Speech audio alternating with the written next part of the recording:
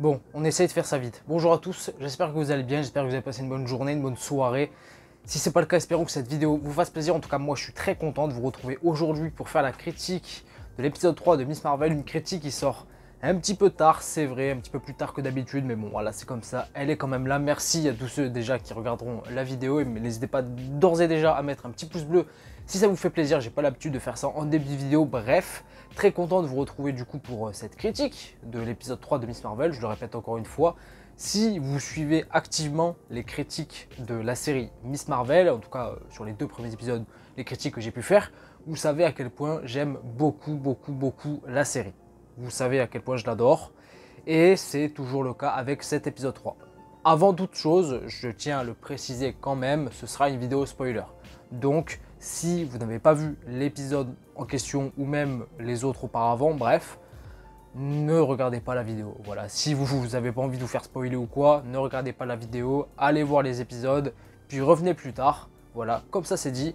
En tout cas, pour mon avis sur cet épisode 3 de Miss Marvel, j'adore toujours autant cette série. En vrai, je vais pas être très original sans doute, mais c'est pas grave. Mais sur ces 3 premiers épisodes, même si j'ai peut-être une toute petite préférence pour le premier, parce que il y a l'aspect fraîcheur qui rentre en jeu. C'était le premier épisode, c'est là où justement l'aspect fraîcheur du coup fonctionne le mieux, avec l'ambiance, la tonalité, les personnages, la mise en scène aussi, la créativité qu'il y avait sur ce premier épisode, qui était réalisé d'ailleurs par le duo de réalisateurs belges Bilal et Adil, je crois qu'ils s'appellent, et qui reviendront d'ailleurs pour réaliser le dernier épisode. Comme ça voilà, ils boucleront leur truc.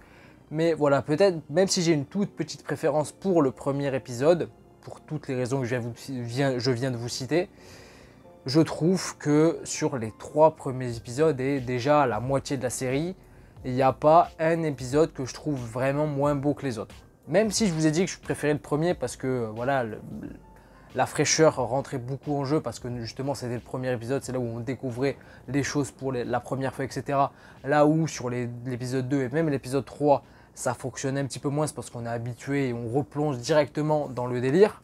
Et bien pour moi, voilà, les 3 premiers épisodes sont dans la même lignée, sont dans la même tonalité et se suivent parfaitement. Et il n'y a pas vraiment un épisode moins bon que les autres. Et franchement, sur ces 3 premiers épisodes, je ne sais pas si c'est une première, je ne sais pas si c'est vraiment une première, mais pour l'instant, pour moi, en tout cas, de manière très personnelle, c'est ma critique, je fais ce que je veux. Pour l'instant, c'est un sans faute. Miss Marvel, pour l'instant, c'est un sans faute. Attention, c'est pas fini. Il reste 3 épisodes, il reste encore une moitié. On va pas créer victoire trop vite, mais ça sent bon. Franchement, je croise les doigts pour que ça continue comme ça et pour qu'on ait vraiment, parce que je l'avais dit, bien avant que la série sorte sur les réseaux, Twitter, etc. ou même en vidéo, je sais plus, mais en tout cas, j'avais dit que cette série Miss Marvel peut être et allait être la petite pépite de cette année. Et si on continue comme ça, ça va vraiment l'être et je suis très content. Je suis une super héroïne.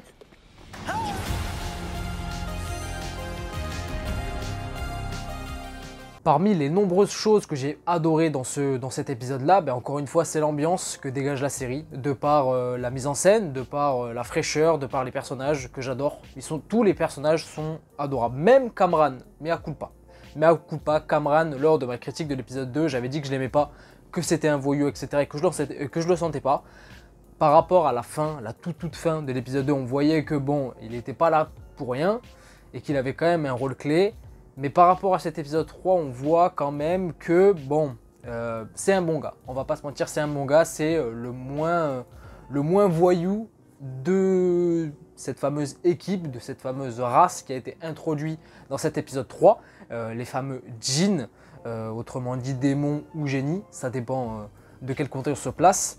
Mais ces fameux djinns qui s'avèrent être les méchants principaux, j'ai l'impression, de cette série. Et ça, c'est très cool. Ça, c'est très cool. Je tiens à le mentionner. Pourquoi? Parce qu'en vrai, c'est peut-être, avec la série Moon Knight, une des seules séries qui nous met en avant, qui nous dévoile le méchant dès le départ, entre guillemets. Même si, bon, là, on est à la moitié, ça se dévoile sur le 3e épisode.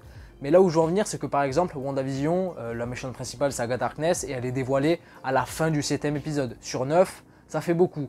Par exemple, Power Broker, dans la série Falcon and the Winter Soldier, sa véritable identité, même si on pouvait évidemment le deviner avant, elle est dévoilée lors du dernier épisode. Même si bon, Falcon and the Winter Soldier, c'est pas non plus le meilleur exemple parce qu'il y a plusieurs antagonistes dans cette série. Il y a Power Broker, les Flag Smashers, etc. C'est compliqué.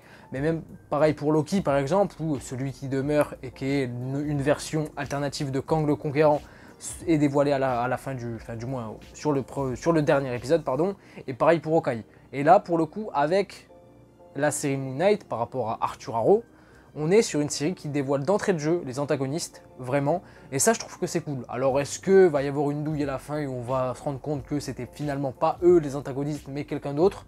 Peut-être, on verra, mais pour le coup je pense pas, je pense que ça va bien rester ce fameux groupe là, qui ont l'air d'ailleurs assez balèzes, d'une certaine manière, et d'ailleurs on va en apprendre beaucoup plus sur eux dans les prochains épisodes, mais pour l'instant, déjà c'est très cool parce que ça introduit de toutes nouvelles notions pour le MCU en termes de mythologie, de lore aussi. Ça c'est très cool. D'ailleurs, j'en ai pas parlé, mais c'est une critique un petit peu dans le désordre, c'est pas grave, on est entre nous, vous connaissez.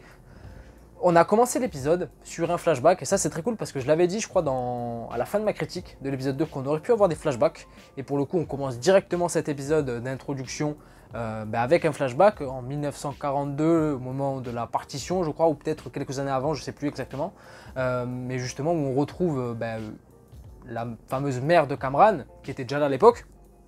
Donc on comprend qu'ils ont une certaine longévité, hein, ces fameux djinns, dont fait partie du coup Kamala. C'est pour ça qu'elle a ces fameuses capacités avec le bracelet. Et en parlant du bracelet, du coup ils sont dans cette fameuse ruine à l'effigie, pourquoi pas des 10 anneaux, puisqu'on les voit à un moment, on a un plan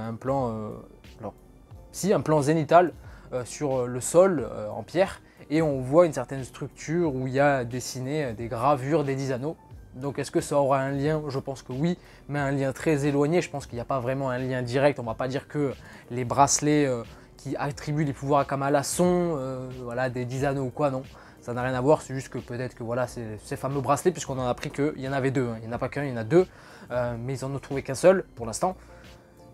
Je pense qu'il n'y a pas forcément de lien direct avec la technologie, ou du moins le lien avec les anneaux McLuhan, etc. Ça c'est vraiment pour Shang-Chi, la suite, tout ça. Là, c'est peut-être un petit clin d'œil comme ça, comme si de rien n'était, mais sans plus. Après, on n'est pas à l'abri d'une connexion. Mais en tout cas, on retrouve justement Aïcha, donc l'arrière-grand-mère de Kamala, je crois. Et du coup, ces fameux membres des djinns qui retrouvent le bracelet au poignet d'un bras bleu.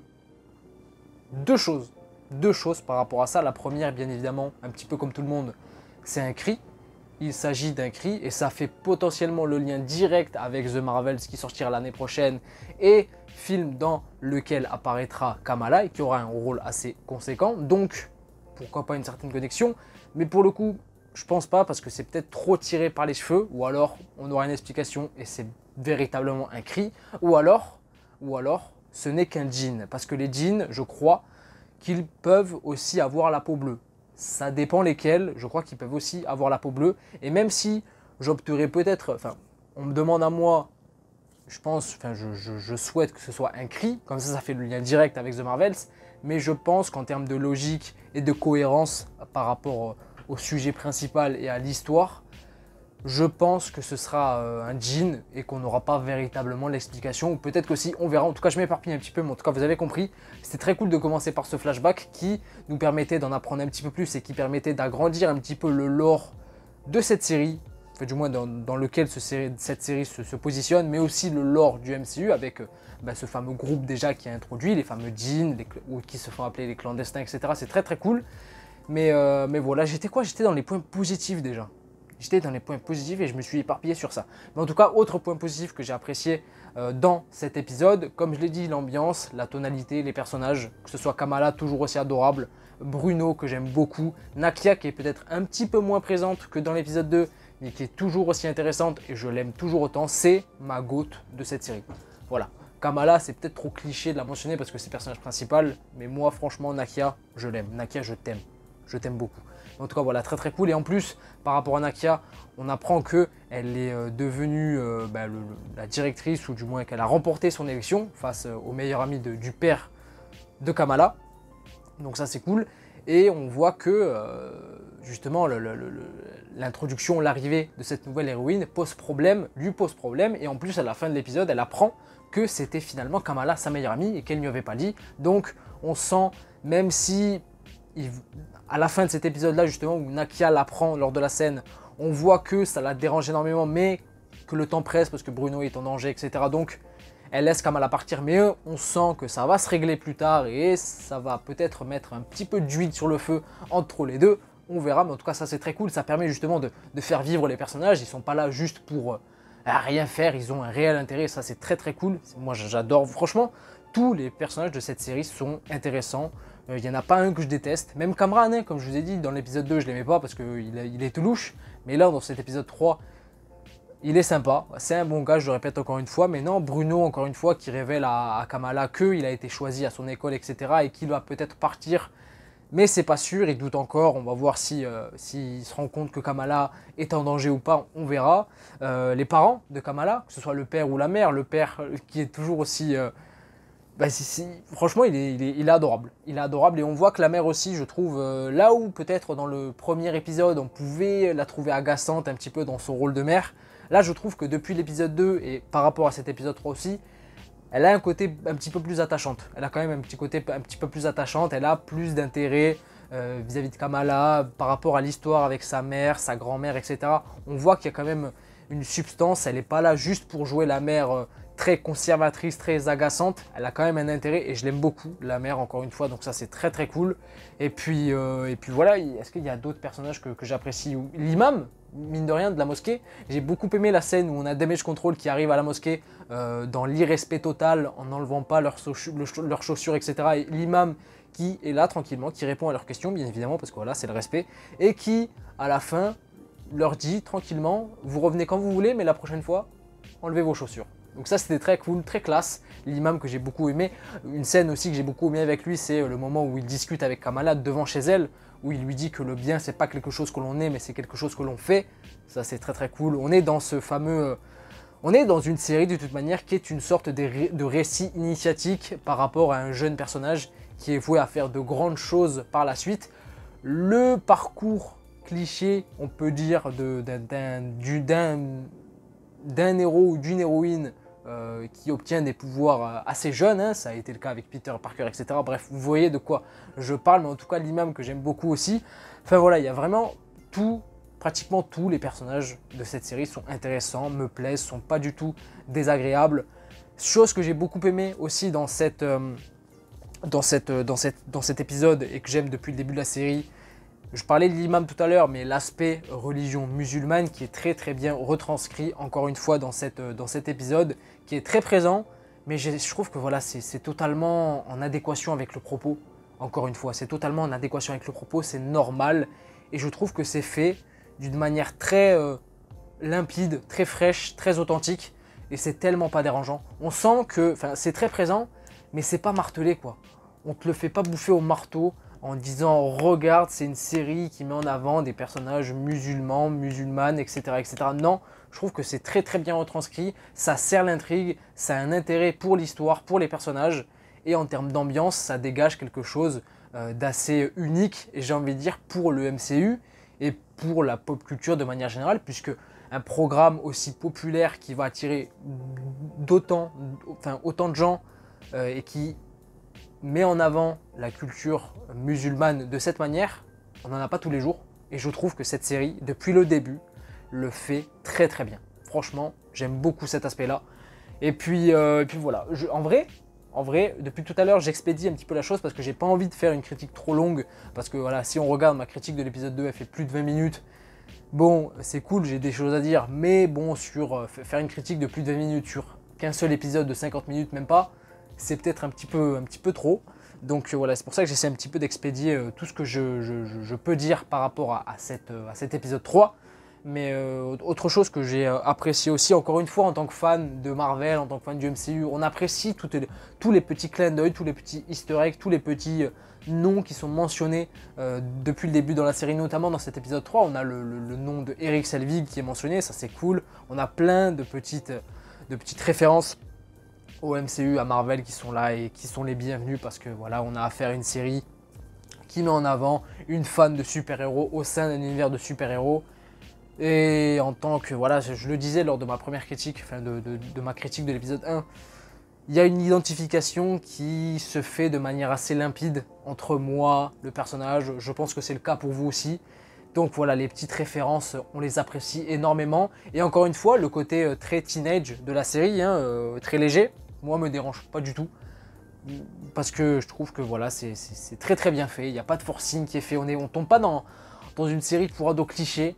Et ça, c'est très très bien. Voilà, moi j'aime beaucoup. Le seul truc que je peux potentiellement reprocher à cet épisode 3, et c'est peut-être le même reproche que j'avais fait pour l'épisode 2, c'est d'un point de vue mise en scène, on sent que ces deux épisodes, enfin du moins l'épisode 2 et l'épisode 3, sont réalisés par la même personne, je crois. Et on sent que c'est pas du tout pareil que quand justement le duo de réalisateurs est aux manettes. On sent qu'il y a moins de mouvements de caméra, il y a moins de créativité, etc. Alors ça reste toujours assez solide et assez convaincant d'un point de vue mise en scène, etc. C'est toujours aussi frais, mais on sent qu'il y a moins de créativité, on sent qu'il y a moins de recherche que dans l'épisode 1.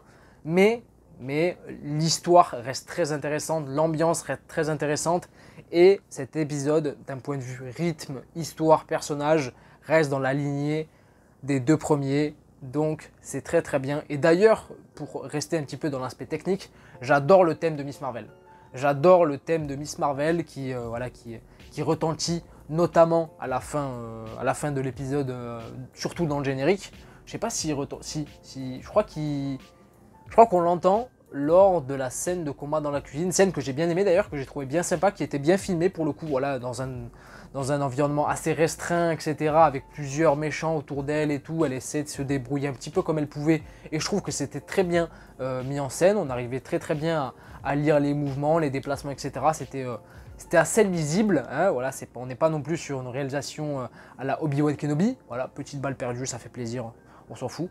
Mais voilà, c'était très très cool. Mais l'aspect musical qui est très très bien fait pour l'instant dans la série depuis le début. Depuis le début, le thème de Miss Marvel, j'aime beaucoup. Les musiques qui sont choisies, un petit peu plus rythmées, etc. La scène de mariage du grand frère. Le grand frère d'ailleurs, que j'apprécie toujours autant, même si bon, c'est peut-être le personnage qui sert le moins à quelque chose dans cette série. Mais par rapport à l'acteur, et aussi il y a pas mal d'humour qui est fait avec lui. Mais j'avoue que je l'apprécie même s'il ne sert pas non plus à grand chose. Et j'ai beaucoup aimé la scène de discussion qu'il a avec son père, du coup avec le père de Kamala, juste avant son mariage. Je trouvais que c'était une très très bonne scène père-fils qui était très très bien et qui rapprochait les personnages encore plus qu'ils ne le sont déjà. Mais pour finir justement sur l'aspect musical, est-ce que vous avez été choqué aussi de l'introduction de l'épisode avec le logo Marvel Studios qui apparaît, mais là on n'a pas la fanfare classique, on a une putain de musique épique qui m'a mis directement dans le bain. Je sais pas si vous avez eu la même réaction que moi, mais quand j'ai entendu, enfin, du moins quand j'étais devant l'épisode, que je l'ai vu commencer et j'ai vu voilà, apparaître le logo Marvel Studios avec la musique derrière en fond, assez épique, assez voilà, qui te met directement dans le bain, j'avoue que j'ai totalement kiffé. En tout cas voilà, je pense que j'ai tout dit concernant cette critique de l'épisode 3 de Miss Marvel. Je n'ai pas envie de m'éterniser non plus sur 50 milliards de choses, encore une fois, pour pas faire une critique trop longue, mais en tout cas, un épisode que j'ai beaucoup aimé encore une fois, qui est dans la lignée des deux premiers, qui fait pas baisser la série en qualité, en rythme, etc. Qui fait bien avancer l'intrigue, comme j'ai dit, on a directement les méchants qui sont mis en avant, mis en jeu, et on commence à connaître un petit peu leurs motivations. Ils veulent retourner dans leur dimension en utilisant justement les bracelets de Kamala. Donc voilà, et d'ailleurs à la fin de l'épisode, on apprend que potentiellement Kamala va se rendre à Karachi, justement chez sa grand-mère, pour en apprendre un petit peu plus sur son héritage, sur sa famille, sur ce qu'elle est et sur ses fameux bracelets, bien évidemment. Donc ça c'est très très cool, on va voyager, c'est ce que je voulais et ça va arriver, donc c'est très très bien. Il va y avoir sans doute une discussion assez musclée avec les parents, notamment avec la mère, puisque je crois que la mère de Kamala et du coup sa grand-mère sont pas, voilà, ils sont un petit peu en froid, je crois. C'est développé justement dans cet épisode-là au moment du mariage où toutes les fameuses Illuminantes, enfin du moins les tantes qui parlent un petit peu de tout et de rien, qui s'occupent un petit peu des potins, discutent avec la mère de Kamala et lui disent que bon, ta mère n'est pas venue, mais c'est pas si mal, etc., etc. On sent qu'il y a une certaine... Il y a des antécédents entre la mère et la grand-mère. On verra comment ça va se régler, mais ça va être très intéressant. J'ai hâte d'être à la semaine prochaine pour découvrir ça et découvrir davantage de choses. Par rapport aux 10 anneaux, est-ce qu'il y aura véritablement un lien avec Shang-Chi, avec le mandarin, etc. ou avec les McLuhan? Pour le coup, moi je pense pas. Je pense que c'était juste pour le clin d'œil, juste voilà, le petit easter egg pour nous les fans, pour le mentionner. Oh, en mode le même de DiCaprio dans Once Upon a Time in Hollywood. Oh, on a repéré. Et c'est tout. Voilà, ça ira pas plus loin, je pense. Il n'y aura pas véritablement de lien direct. Après, nous verrons. Par rapport au fameux bras bleu, je me dirigerai plus vers l'option jean plus que les cris, même si je préférais les cris, mais ce serait un petit peu trop tiré par les cheveux parce que voilà, ce serait un petit peu trop compliqué. Donc on verra. Mais en tout cas, voilà. J'espère que vous avez aimé cette critique, cette vidéo. N'hésitez pas à mettre un petit pouce bleu si c'est le cas. N'hésitez pas à vous abonner aussi si ce n'est pas déjà fait et à me dire en commentaire ce que vous avez pensé de cet épisode 3, de cette série pour l'instant, puisqu'on n'est qu'à la moitié. Donc on peut déjà émettre un premier avis global sur cette première moitié de série. Est-ce que c'est une bonne surprise pour vous? Est-ce que par rapport aux 3 épisodes, la qualité a baissé selon vous ou quoi, ou on est sur une série totalement OSEF? Faites-moi part un petit peu de vos avis par rapport à tout ça. Et moi, je vais complètement arrêter cette vidéo parce que j'ai chaud, tout simplement. Je vous dis à la prochaine, je vous fais des bisous, prenez soin de vous. Ciao, ciao.